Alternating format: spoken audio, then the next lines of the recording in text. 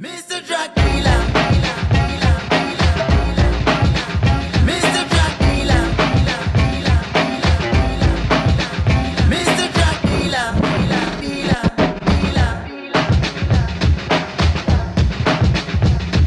In 1975, there was this chick named Janet, a pregnant heroin addict who said she didn't plan it, so never thought to stop or ever kick the habit. Cause Kirby let her do it and she knew he always had it. Down in this cellar with Trevor, another addict who was at it like an asthmatic, trapped in an attic, sucking on an asthma pump. Though you never know by looking at him, that's the cunt who by 1983 was in the National Front. Yeah, he had a shaved head but still got mashed on drugs, so Kirby didn't mind him hanging around that much, especially anytime Janet came round to fuck, get her fixed while her kid Chris waited around. A 9-year-old boy who was healthy and loud, considering when she was pregnant she was smoking a brand, and she was lucky that he wasn't born disabled somehow. Still, when you're too loud you get a clap round your head. Kirby ain't his dad but he does what he says, stays downstairs in the cellar with Trev, while Kirby's upstairs giving Janet her meds. At least that's what they told Chris, still he ain't that dumb.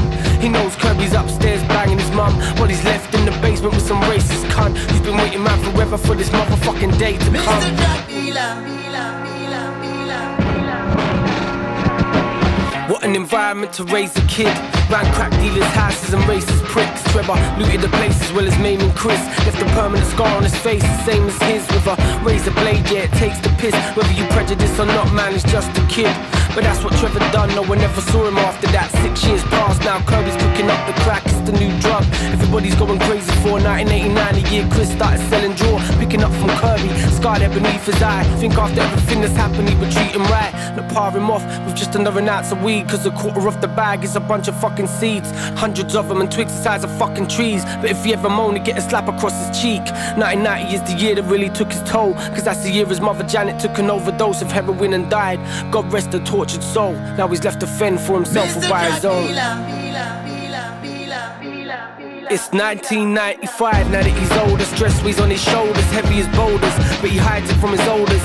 He's been living on the far side since he was a youth, but the way he lives now is a far cry from the way he did in the past. Cause he's made his way up from selling ounces to bars of weed out in the streets where people do their nasty deeds. He sees them making money, so he wants a larger piece. He's a man now, 21 years of age. It's been a couple years since Kirby's palms were raised, lost in anger, ended up across his face. Cause he's a man now and Kirby knows he's past the stage of getting beats, so that don't change the way he treats Chris when he comes round to his to get his weed. Kirby don't like his attitude, he's cocky now, I believe, so again he passed him off with more twigs and fucking seeds. But Chris ain't having none of it, he ain't no little kid now. He squares up to Kirby, you really don't look that big now, and really can't do shit now but pay Chris what he owes. And we but also pride, cause that's what Chris takes when he goes. Kirby knows he's getting old, and that's what really hurts. He ain't cut out for this work the way he was once upon a time, but he don't know no other way to make a living on the grind. Selling drugs has always been his only way of getting by. Then the cops come round, undercover Fed comes, shot him down, lock him down. 15 years away from now, the youth will grow, big and strong and take control of it all. That's the way it goes. Mr. Drug Dealer, Mr. Drug Dealer, Mr. Drug Dealer, Mr. Drug Dealer, Mr. Drug Dealer, Mr. Drug Dealer, Mr. Drug Dealer, Mr. Drug Dealer, Mr. Drug Dealer, Mr. Drug Dealer, Mr. Drug Dealer, Mr. Drug Dealer.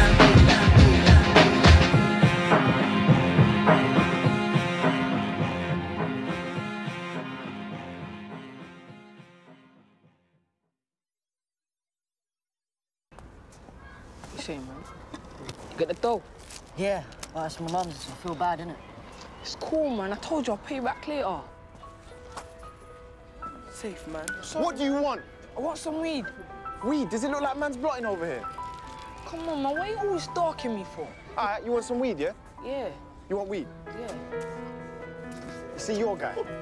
Your guy with a beat-up AstroTurfs. Go over there and smash him in, and I'll give you a weed. Hey, you got the weed? What?